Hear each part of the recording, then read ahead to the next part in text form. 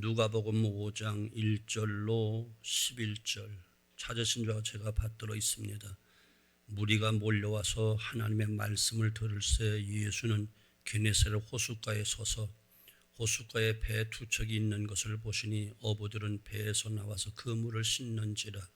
예수께서 한 배에 오르시니 그 배는 시몬의 배라. 육지에서 조금 떼기를 청하시고 앉으사 배에서 무리를 가르치더니 말씀을 마치시고 시몬에게 이르되 깊은 데로 가서 그물을 내려 고기를 잡으라. 시몬이 대답하여 이르되 선생님, 우리 밤이 새도록 수고하였으되 잡은 것이 없지만은 말씀에 의지하여 내가 그물을 내리이다 하고 그렇게 하니 고기를 잡은 것이 심히 많아 그물이 찢어지는지라. 이에 다른 배에 있는 동무들에게 손짓하여 와서 도와달라 하니 그들이 와서 두 배의 채움에 잠기게 되었더라. 시몬 베드로가 이를 보고 예수의 무릎 앞에 엎드려 이르되 주여 나를 떠나소서 나는 죄인이로소이다 하니 이는 자기와 함께 있는 모든 사람이 고기 잡힌 것으로 말미암아 놀라고 세베대의 아들로서 시몬의 동업자인 야고보와 요한도 놀랐습니다. 예수께서 시몬에게 이르시되 무서워하지 말라. 이제 후는 내가 사람을 취하리라 하시니 그들이 배들을 육지에 대고 모든 것을 버려두고 예수를 따르니라. 아멘. 아멘. 이 시간 우리 모두 진실된 마음으로 고백을 드립니다. 한 해가 바뀌어졌고 벌써 3주째 지나갑니다. 달라진 것이 하나도 없는 부끄러운 우리의 모습을 주님의 십자가 의지에서 고백합니다. 주님, 새해가 된 지 얼마 되지 않아 무슨 말을 하고 살아왔는지 어디를 향해 가는지 모르는 날들을 보냈습니다. 지난해와 달라진 것이 없이 은혜의 주님을 찬송하는 말 대신에 세상의 불평, 불만만 쏟아놓았습니다. 저희가 입에 담았던 원망의 소리, 미움의 소리, 비난의 소리들이 오리어 다시 돌아와 저희 가슴을 찢어내고 심령을 병들게 만들어버렸습니다. 이것이 큰 죄악이었음을 다시 한번 깨닫고 주님 앞에 고백합니다. 주님께 부끄럽게 아뢰오니 용서하소서. 주 예수 그리스도의 이름으로 고백을 드립니다. 아멘. 아버지 하나님, 부끄러운 우리의 고백을 받으시고 사죄 은총 허락해 주시되 만일 우리가 우리 죄를 자백하면 저는 미쁘시고 이로사 우리 죄를 사하시며 모든 불의에서 깨끗게 하실 것이라 약속하신 아버지 하나님, 그 신실하신 약속 믿고 부끄럽지만 죄송하지만 염치 없지만 또 용서를 구합니다. 용서해 주옵소서. 이제 새로워진 모습으로 의롭다 칭함받은 의의 옷을 입고 그리스도로 옷 입고 이 시간 주의 보좌 앞에 서게 만들어 주시고 주시는 말씀을 받게 만들어 주옵소서. 무엇보다 들을 귀가 열려지게 하시고 깨닫는 은혜가 있게 하시고 행하는 능력이 있게 만들어 주옵소서. 영광은 아버지가 거두시길 원하옵고 예수님의 이름으로 간절히 기도하옵나이다. 아멘. 옆 사람 바라보고 잘 오셨습니다. 은혜 받읍시다. 축복 받읍시다. 아멘. 오늘도 하나님 말씀 속에서 우리의 영혼이 회복되어지고 삶이 회복되어지고 우리의 신앙의 성숙이 있기를 주님의 이름으로 축원합니다. 수도사 토마스 켈리라는 분이 있는데 이런 글을 쓰셨어요. 모든 사람의 영혼 깊은 곳에 성전이 있습니다. 그곳은 영혼의 성소로서 어려움을 당할 때 들어가는 곳입니다. 그 깊은 곳에서 하나님의 임재를 깨닫게 됩니다. 그곳은 오직 하나님의 은혜가 움직이는 곳이며 거기에서 오직 은혜로만 가능한 새로운 삶의 역사가 시작되는 곳입니다. 이렇게 말했어요. 토마스 켈리가 깊은 영성을 가진 사람으로 위대한 사람인데 이런 깊은 영성을 갖게 된 동기가 있어요. 1937년 토마스 켈리는 하버드 대학 박사과정 논문 통과 인터뷰를 하게 되는데 그런데 신경쇠약 증세로 대답을 하지 못해 박사과정에서 탈락되고 말았어요. 절망한 그는 방황하다가 어느 시골에 조그마한 교회에 들어가 눈물로 기도하다가 자신의 영혼 깊은 곳을 어루만지시는 하나님의 임재와 은혜를 체험하게 됩니다. 토마스 켈리는 하버드 대학에서 박사학위는 얻지 못했으나 영혼 깊은 곳을 찾게 되었고 그 깊은 곳에서 하나님을 만납니다. 깊은 곳에서 인생이 바뀌어지는 것을 체험하게 되었습니다. 그는 이때의 경험을 바탕으로 그의 책에서 이렇게 쓰고 있어요. 밤새껏 노력했으나 아무것도 얻지 못했다면 깊은 곳으로 가서 그물을 내리십시오. 그곳에서 하나님 만날 수 있습니다. 하나님은 영혼을 위한 마지막 바위가 되십니다. 평화와 기쁨과 능력과 안전함이 깃든 안식처이십니다. 깊은 곳은 여러분을 기다리는 성스러운 곳입니다. 눈물과 슬픔을 광채와 기쁨의 찬란함으로 만들어주는 곳입니다 라고 말을 했어요. 사랑하는 성도분, 그러므로 오늘날 우리가 정말 추구해야 될 것은 인생의 깊은 곳이에요. 특별히 위기를 닥쳤을 때 당황하지 않고 당당하게 진실을 말하며 올바른 삶을 지켜낼 수 있는 깊은 곳을 반드시 찾아야만 됩니다. 삶에 지쳐있고 신앙생활의 권태를 느끼고 참 신앙생활의 영적 맛을 알지 못하는 사람들, 수십 년 신앙생활하고 모태신앙을 갖고 교회는 많이 출입하고 혹시 직분자라고 맡겨진 일은 감당한다고 하지만 참으로 하나님 만나지 못한 분들, 하나님 깊은 은혜를 체험하지 못한 분들, 모양은 그렇듯한데 또한 겉은 번드름한데 잎은 무성한데 열매가 없는 분들, 그 깊은 곳을 찾아야 되고 반드시 주님을 만나야만 되고 살아계신 그 주님, 은혜 주님을 체험해야만 우리는 영육이 행복한 삶을 살고 새로운 비전을 향해서 나아갈 수가 있습니다. 그런데 중요한 것은 깊은 곳이라는 것이 인간이 이해하는 차원의 그런 깊은 곳이 아니에요. 오늘 본문에 밤새 고기 잡기에 실패한 베드로가 풍성한 고기를 잡은 기적을 체험한 것은 예수님이 가르치신 깊은 곳으로 나아갔기 때문에 기적의 주인공이 되었어요.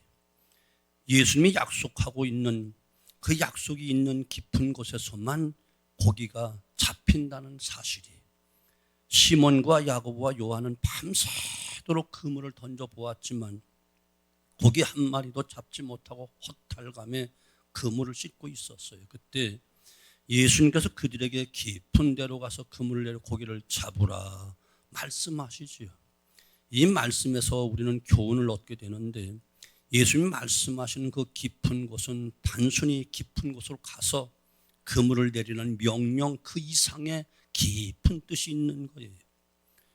주께서 시몬 베드로에게 원하셨던 그 깊은 곳, 그 깊은 곳에 고기를 많이 잡는다는 것이 깊은 곳에 가서 바다 깊은 곳에 잡는다는 그 의미만이 아니고 바로 말씀하시는 주님, 예수님과 깊은 관계를 맺고 살도록 주님이 초청하신 의미가 이 속에 있는 거예요. 이 초청에 응한 시몬 베드로는 고기 잡는 그물을 버리고 예수님의 제자가 되게 됩니다. 여러분, 예수님과 시몬 베드로가 원하셨던 것처럼 주님은 지금 이 시간 저와 여러분과도 깊은 관계를 맺기를 원하셔요. 그러면 주님이 원하시는 깊은 데로 가서 정말 주님과 은혜의 관계를 이루려면 어떻게 해야 되는가? 먼저 말씀이 인도하는 깊은 곳으로 가야만 은혜 생활을 할 수가 있어요. 미국에서 9.11 테러가 발생하자마자 많은 사람들이 성경을 사서 보기 시작했어요. 짧은 기간 내에 전년도 대비 42% 이상 성경이 판매되었어요. 도무지 인간의 지혜로 해답을 찾을 수 없는 급박한 상황이 닥치자 모든 미국 사람들이 말씀 앞으로 나올 수밖에 없었던 것이었어요. 그러나 1년이 지난 다음 다시 본래대로 다 돌아가 버리고 말았어요. 성경을 읽는 것이 그리 쉬운 일은 아닙니다. 왜 그렇지요? 누구든 성경을 가까이 하지 못하는 이유는 삶이 그만큼 편안하고 육체는 게을러졌기 때문에 그렇고 분주병에 걸려서 우선순위를 잃어버렸기 때문에 우리는 말씀을 가까이 하지 않습니다. 본문에서 가장 많이 반복되고 있는 단어가 말씀이라는 단어예요. 1절에 무리가 몰려와서 하나님 말씀을 들을새, 3절 배에서 무리를 가르치시더니 4절의 말씀을 마치시고 5절의 말씀에 의지하여 내가 그물을 내리리이다. 본문의 저자인 누가는 베드로의 변화를 시몬이 베드로 변화된 변화를 말씀과 관련시켜 이야기하는 거예요.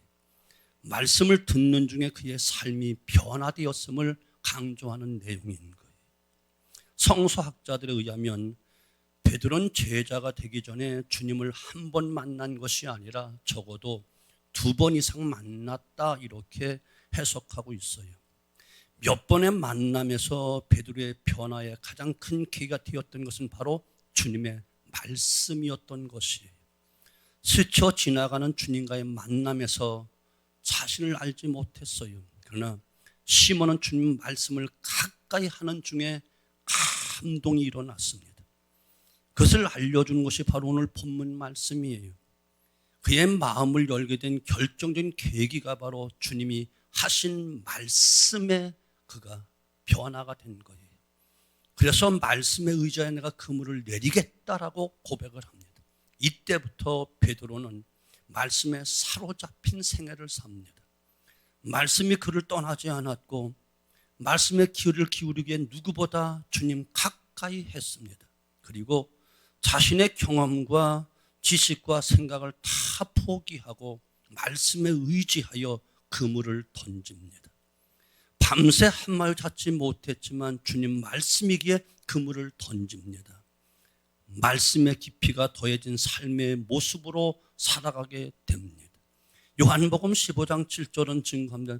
너희가 내 안에 있고 내 말이 너희 안에 거하면 무엇이든지 원하는 대로 구하라. 그리하면 이루리라. 나는 왜 응답이 없지요? 나는 왜 기도하는데 응답이 없지요? 하나님 말씀이 안에 없으니까 그런 거예요. 하나님 말씀이 없이 하는 기도는 우상 앞에 가서 비나이다 하는 것과 똑같고 3000배 절하는 것과 똑같은 게 아무런 의미가 없는 거예요. 너희가 내 안에 거하고 내 말이 너희 안에 거하면 무엇이든지 원하는 대로 다 구해라, 다 이루리라. 말씀이 생각 속에, 말씀이 마음 속에, 말씀이 삶 속에 함께 할 때 하나님이 도와주시고 응답하시고 역사하게 되어 있는 거예요. 왜 그렇지요? 하늘과 땅을 창조하신 말씀이기 때문에 그런 거예요. 사람이 감당치 못한 놀라운 능력과 이적을 일으키는 말씀이기 때문에 그런 거예요. 하나님 말씀으로 천지 만물이 창조되었고요. 주님은 죽은 자도 말씀으로 살리셨고요. 말씀 속에 답이 있음을 여러분 누차 듣고 있습니다. 사람이 감당치 못한 놀라운 능력과 이적을 일으키는 말씀이기 때문에 그런 거예요. 삶의 능력이 되는 말씀 의지함으로 말씀의 깊이가 날로 더해지는 복된 삶을 우리는 반드시 사셔야 돼요. 신앙의 연조 많다 의미 없어요. 직분 가지고 있다 소용없어요. 말씀 속에 들어가지 아니하면 다 허울 좋은 모양이지 아무런 의미가 없는 거예요. 그러므로 우리 삶 속의 모든 문제, 모든 사건이 생길 때 말씀이 생각나야 되고 말씀의 감동과 인도를 받아야만 되는 거예요. 그래서 주의 말씀은 내 발의 등이요 빛이라고 이야기했다고요. 빛이 없는데, 등이 없는데 어떻게 바른 길을 가고 빛된 길을 살아갈 수 있겠습니까? 말씀입니다. 두 번째는 순종으로 깊은 곳으로 나아가야 합니다. 재미난 풍자 예화를 하나 할까요? 어느 선교사가 아프리카 선교 활동을 하다가 식인종에게 잡혔어요.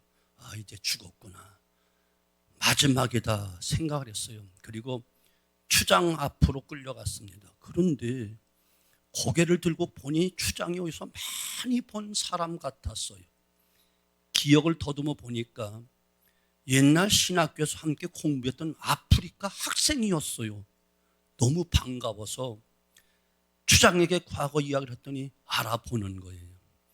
이제 살았구나 싶어서 슬쩍 물었어요. 신학 공부까지 하고 돌아왔으니 그동안 많이 변화되었겠군요. 그랬더니 추장이 대답합니다. 그럼요. 예전에는 사람을 그냥 잡아먹었지만 이제는 반드시 식사기도 하고 잡아먹습니다. 우습지요? 이 우스운 이야기는 믿는 성도들이 예전의 풍습과 문화에 그대로 타협해버리고 변화되지 못하는 삶을 풍자해서 한 말이에요. 말씀대로 순종하는 삶이 없으면 오히려 바리새인들처럼 더 부작용이 많고 교만에 빠지고 아무런 의미가 없다는 거예요. 베스트셀러 작가인 존 비비어 목사님은 여러분 아시죠? 순종이라는 책을 여러분 알 거예요. 순종이라는 책에서 하나님의 보호 안에서 누리는 참 자유를 소개하는데, 순종이란 생명의 하나님의 권위 아래로 들어가는 용기와 결단에서 시작을 한다.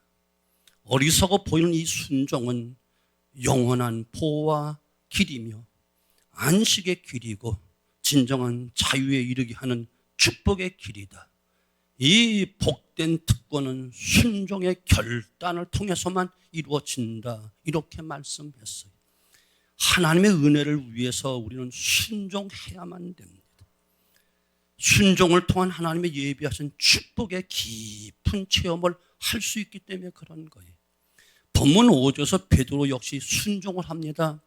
선생님, 우리 밤이 새도록 수고하였지만 잡은 것이 없었습니다. 말씀에 의지하여 말씀에 순종하여 내가 그물을 내리리이다. 어떤 이유도 달지 않고 그대로 순종을 했습니다. 기적과 은혜는 여기서 시작되는 거예요. 순종이 바로 은혜 체험의 통로가 되어지고 축복의 통로가 되어지고 축복의 문을 여는 열쇠가 되기 때문에 그런 거예요. 그러면 순종에는 조건이 없는 거예요. 핑계가 없는 거예요. 순종에 따른 은혜에 그 놀라운 체험을 우리는 반드시 해야만 순종할 맛이 나고, 한 번 순종해서 얻게 되어지면 더 큰 것에 도전할 수 있게 되는 것입니다. 그물을 던진 것은 시몬이지만 고기를 잡히게 하신 분은 하나님이시기 때문에 그런 거예요. 몇 마리가 잡혔느냐가 아니고 그물이 찢어지게 잡혔다는 이 사실을 주목해야 돼요. 그물이 작으면 작은 대로, 그물이 크면 큰 대로, 그 용량대로, 그 믿음대로 하나님과 풍족하게 채워주신다는 것을 이야기하는 거예요. 깊은 순종으로 나아갈 때 그물이 찢어지는 축복을 얻습니다. 그것은 혼자만 누리는 것이 아니라 옆에 있는 주변 사람들까지 나누어줄 수 있는 큰 축복을 이야기합니다. 아는 것과 순종하는 것은 전혀 다릅니다. 순종은 아는 것보다 앞서가는 것입니다. 순종은 생명이라면 불순종은 죽음입니다.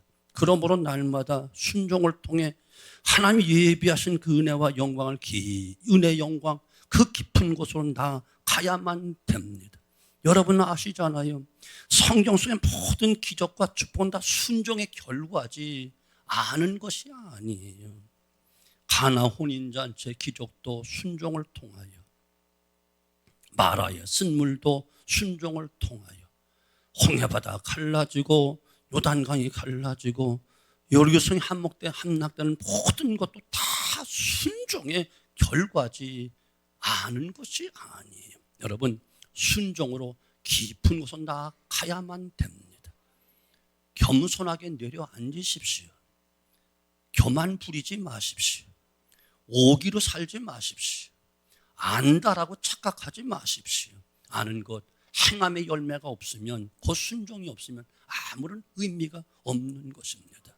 그래서 다 선생 되기를 원하지 말라. 선생들이 먼저 심판을 받는다 하는 것은 아는 것으로 그치기 때문에 그런 것이에요. 여러분, 순종으로 깊은 곳으로 가야 돼요. 한 가지 더, 사명을 붙잡고 깊은 곳으로 나아가야만 됩니다. 미국 보스턴에 필립 브룩스라고 하는 목사님이 계셔요. 한때 하버드 대학의 교수가 되기를 소망해서 교수 자격 시험을 응시했으나 그만 실패하고 말았어요. 그는 실패 쓰라린 상처 때문에 두문불출했습니다. 그런 그가 방향을 바꿔서 신학교에 입학을 하여 신학 공부한 후 보스턴의 유명한 교회에서 명설교가로 활동을 하게 됩니다. 그의 설교를 통해 수많은 사람이 감동을 받고 회개하고 새롭게 변화되는 삶을 사는 거예요. 어느 날 양복 직공이었던 한 사람이 그의 설교를 듣고 돌아가서 그에게 편지를 썼습니다. 내가 목사님의 설교를 들을 때에 목사님의 모습은 사라지고 하나님의 영광이 나타나는 것을 보았습니다. 그의 설교가 어느 정도 영향을 끼쳤는지 짐작할 수 있는 그런 대목이에요. 필립 브룩스 목사는 실패한 경험을 통하여 제2의 기회를 통해서 위대한 설교가가 될 수 있었다는 거예요. 실패했지만 하나님께 부르실 때 위대한 사역자가 된 거예요. 밤이 맞지로 낚은 것이 하나도 없는 실패한 시몬 베드로를 주님께서 부르실 때에 그는 위대한 제자가 되었어요. 사랑하는 성도 여러분, 혹시 실패하셨나요? 깊은 좌절감 속에 있나요? 지금까지 거둔 것이 아무것이 없이 빈손인가요? 빈 그물의 어부들에게 새로운 사명을 맡기고 새로운 길을 제시함이 하나님이 일으키시는 구원의 역사임을 여러분 믿으셔야 돼요. 여러분, 낙심하지 마십시오. 포기하지 마십시오. 예수님께서 이미 사명을 지시하십니다. 자신의 발 아래 엎드려 있는 시몬을 향하여 시몬을 바라보면서 저 깊은 사명으로 함께 나아가자 주님은 명령을 하십니다. 육적인 삶에서 영적인 삶으로, 고기 낚는 삶에서 사람 낚는 삶으로, 만선의 꿈을 꾸는 뱃사람의 삶에서 교회를 세우는 선교사의 삶으로, 게네사렛의 무대를 삼고 살던 삶에서 이제는 온 세계와 열방을 향하여 복음의 나팔을 부는 사명의 깊은 곳으로 가자라고 주님은 명령하시며 가자고 하십니다. 베드로는 그 부르심에 결단을 합니다. 사명을 붙잡고 하나님의 은혜로 세워진 인생의 깊은 곳으로 나아가 그 사명의 자리에서 시작되는 하나님의 은혜로 고기 잡는 어부가 하나님의 거룩하신 뜻을 이루는 제자가 되고 사람 낚는 사람 살리는 훌륭한 제자가 됩니다. 그리고 그의 인생의 전부를 주님께 드립니다. 배만 사용하라고 드리는 것이 아니고 베드로 자신을 쓰시기 원했고 마지막 자기의 목숨까지 주님을 위해서 기꺼이 거꾸로 십자가 지면서 사명의 길을 갑니다. 대부분의 사람들은 얕은 곳에서 그물을 던지는 삶을 살아갑니다. 깊은 데로 뛰어들지 못하고 얕은 물가만 계속 맴도는 신앙생활을 평생 하고 있습니다. 이제는 깊은 곳으로 깊은 물로 나아가야만 됩니다. 하나님 말씀과의 깊은 만남이 있어야 되고 하나님과 깊은 기도 속으로 들어가야 되고 예배 깊이 들어가 정말 성령과 진로 예배하는 삶 예배 들어가야만 되고 십자가를 향하여 깊은 영성으로 나아가야만 된다는 이야기예요. 언제까지 얕은 물가에서 매일 다람쥐 쳇바퀴 들듯이 허탄한 삶을 살고 후회하는 삶을 사시겠습니까? 십자가를 지는 주님의 자녀로 나아가야만 됩니다.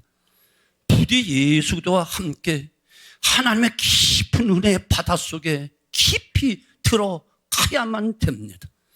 하나님의 깊은 곳에서, 하나님의 은혜 속에서 거기에는 가뭄이 없습니다. 불황이나 절망이 없습니다. 좌절도 없습니다. 여러분, 세상에는 태풍이 불고 세상에는 요동해도 깊은 바닷속은 전혀 요동함이 없습니다. 영혼의 평강이 넘치고 범사의 능력이 나타나며 생명을 얻되 더 풍성히 넘치게 하시는 하나님의 역사가 깊은 곳에서 약동하기 때문에 그렇습니다. 정말 바라기는, 정말 원하는 것은 주님의 말씀으로 순종을 통하여 주어진 사명을 붙잡고 주님이 예비한 은혜의 깊은 곳으로 나아가야만 깊은 은혜, 깊은 체험, 깊은 축복, 남이 얻지 못한 놀라운 기적의 준공이 될 줄로 믿습니다. 그리고 깊은 곳에서 시작되는 하나님의 은혜, 새로운 삶을 통해서 참된 자유와 평안과 축복을 누리고 더 나아가 이웃에게도 구원의 복된 영광을 전한 삶을 열어가는 시몬이 변하여 베드로가 되듯 우리 모두 변화되는 기적의 역사가 오늘 깊은 데로 들어가 말씀에 순종함으로 사명의 깊은 곳으로 들어감으로 우리 모두 큰 기적의 주인공을 되어지기를 주님의 이름으로 축원합니다.